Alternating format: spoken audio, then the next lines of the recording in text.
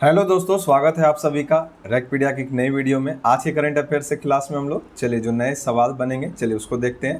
तारीख है आज 16 जुलाई 2023। चलिए आज का पहला सवाल है, किस देश के राष्ट्रपति इमैनुअल मैक्रोन ने हाल ही में भारतीय प्रधानमंत्री को अपने देश के सर्वोच्च सम्मान grand cross of the legion of honour से सम्मानित किया है?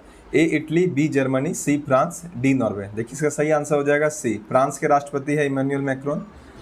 अभी बेस्टिल डे परेड में भारतीय प्रधानमंत्री गए हुए भी थे, ठीक है, तो वो ऑलरेडी पढ़ा दिए थे 12 तारीख को ही, तो वहाँ अभी डिस्कस नहीं करेंगे। देखिए national order of the legion of honour या बस द लीजन ऑफ ऑनर भी जिसे कहा जाता है, नागरिक और सैन्य दोनों में सर्वोच्च फ्रांसीसी सम्मान है और दुनिया में सबसे प्रसिद्ध राष्ट्रीय सम्मानों में से एक है। चलिए नेक्स्ट क्वेश्चन देखते हैं। एक दुर्लभ और विश्व स्तर पर लुप्तप्राय पक्षी प्रजाति जर्डन बेबलर को हाल ही में किस टाइगर रिजर्व के बफर जोन में देखा गया? A Dudhwa tiger reserve, B Manas tiger reserve, C Ranthambore tiger reserve, D Pilibhit tiger reserve. देखिए इसका सही आंसर हो जाएगा ए दुधवा टाइगर रिजर्व। कहाँ है ये? तो याद रखिएगा ये यूपी में है। पीलीभीत भी यूपी में है। रणथंभौर का किला से आपको याद ही होगा, ये कहाँ? ये राजस्थान में है रणथंभौर टाइगर रिजर्व। मानस असम सुना हुआ होगा, मानस जैसा वर्ड मिलता जुलता है असम से, तो इसको याद रखिएगा। मानस कहाँ है? ये असम में मानस tiger reserve.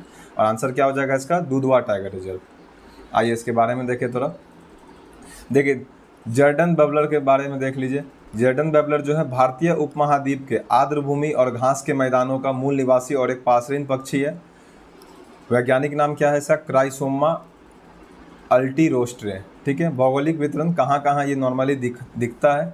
Bangladesh, Bharat, Myanmar, Nepal और पाकिस्तान, ठीक है। चलिए आगे बढ़ते हैं। देखिए भारतीय सेना कहाँ स्पाइक मिसाइल लैस करने के बाद मेड इन इंडिया K9 वज्र स्वचालित तोपें पेश करने की योजना बना रही है? ए लद्दाख, बी भूटान, सी सिक्किम, डी जम्मू कश्मीर।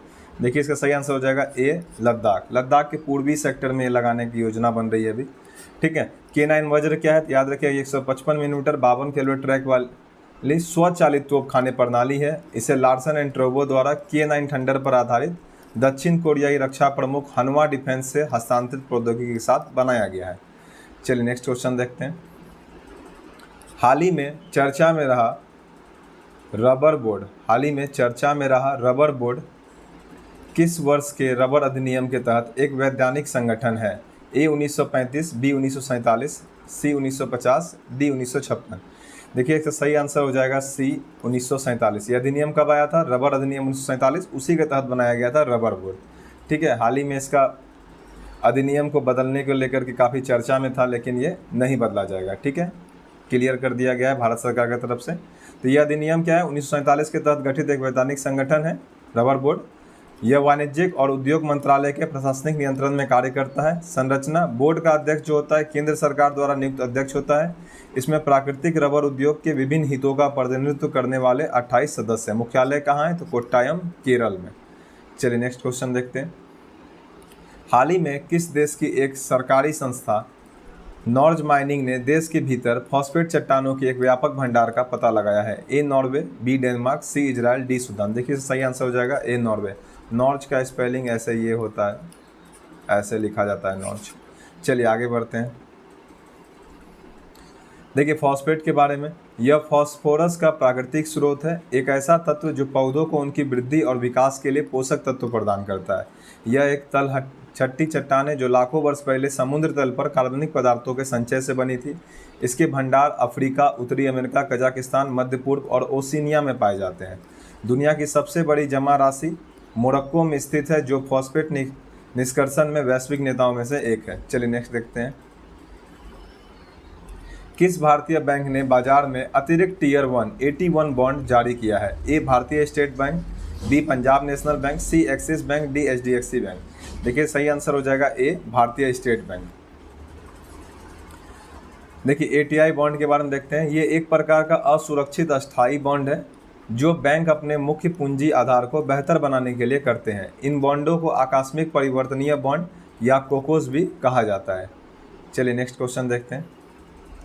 किसने ए वेब के कार्यकारी बोर्ड की 11वीं बैठक में भाग लेने के लिए कोलंबिया में भारतीय चुनाव आयोग के 3 सदस्यीय प्रतिमंडल का नेतृत्व किया है? A PM Narendra Modi, B मुख्य चुनाव आयुक्त Rajiv Kumar, C chief justice Dhananjaya Yeshwant Chandrachud, D गृह मंत्री अमित शाह। देखिए सही आंसर हो जाएगा बी मुख्य चुनाव आयुक्त राजीव कुमार। देखिए विश्व चुनाव निकाय संघ ई वेब के बारे में देखते हैं थोड़ा। देखिए यह दुनिया भर में चुनाव प्रबंधन निकायों EMB का सबसे बड़ा संघ है। इसकी स्थापना अक्टूबर 2013 में सियोल कोरिया गणराज्य में हुई थी। कोरिया की राजधानी है सियोल। 2023 बैठक का विषय क्या था? तो क्षेत्रीय चुनाव 2023 की चुनौतियों पर एक वैश्विक दृष्टिकोण। विजन क्या है इसका? सदस्य देशों में, जो भी इसके सदस्य देश हैं उनमें चुनाव प्रबंधन की प्रक्रियाओं को मजबूत करने के माध्यम से दुनिया भर में अस्थायी लोकतंत्र प्राप्त करने के अपने सदस्यों के बीच साझा दृष्टिकोण, अर्थात एक दूसरे की मदद करना चुनावों के लिए और वहाँ पे लोकतंत्र के लिए मजबूत स्थिति प्रदान करना। चलिए आगे बढ़ते हैं। हाल में चर्चित ट्यूनिकेट शब्द किससे संबंधित है? ए समुद्री जीव, बी फूल की विविधता, सी औषधीय जड़ी बूटी, डी टेक्सटाइल। देखिए सही आंसर हो जाएगा ए समुद्री जीव। ट्यूनिकेट्स क्या है? आइए ट्यूनिकेट्स के बारे में थोड़ा देखें। देखिए इन्हें आमतौर पर समुद्री धार कहा जाता है, जो समुद्री जानवरों का एक समूह है। ये अपना अधिकांश जीवन गोदी, चट्टानों या नावों के नीचे जुड़े हुए बिताते हैं।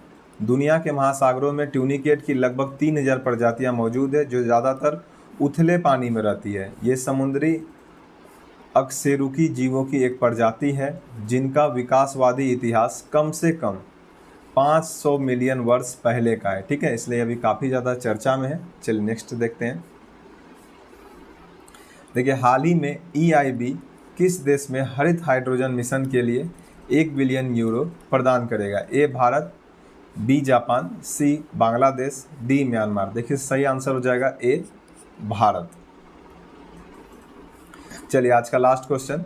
हाल ही में अपने डेब्यू टेस्ट मैच में शतक बनाने वाले तीसरे भारतीय ओपनर बल्लेबाज कौन बने हैं? ए यशस्वी जायसवाल, बी ईशान किशन, सी संजू सैमसन, डी शुभमन गिल।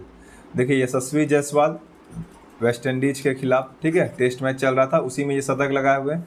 याद रखिएगा ये भारतीय बल्लेबाज, ओपनर बल्लेबाज के रूप में तो तीसरे हैं, लेकिन अगर सिर्फ भारतीय की बात की जाएगी कि सिर्फ भारतीय बल्लेबाज में कितना है, तो याद रखिएगा ये 17वें नंबर के खिलाड़ी हैं जो अपने डेब्यू में शतक लगाए हुए हैं। ठीक है, आज के लिए इतना ही। यदि चैनल पर नए हैं चैनल को सब्सक्राइब कर दीजिए। जय हिंद, जय भारत।